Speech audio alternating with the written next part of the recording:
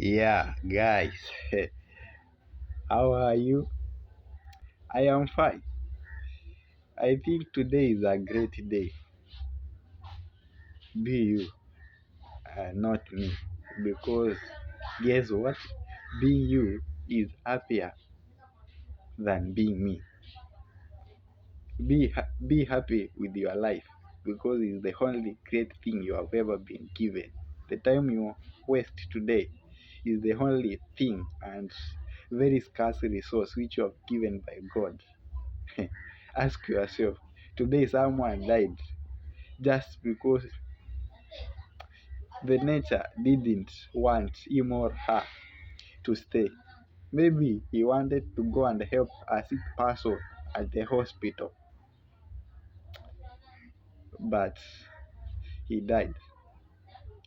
And you are just sitting there, lying on bed, sleeping, doing nothing.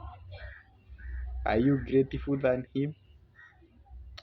Think well and do great things with your life. Do whatever you think is right, and God will help you. Thank you, guys. If you like this video, share, subscribe. Follow me at as Onesmus Mutunga on YouTube, Onesmus Mutunga, Facebook, Main Switch, TikTok. Thanks.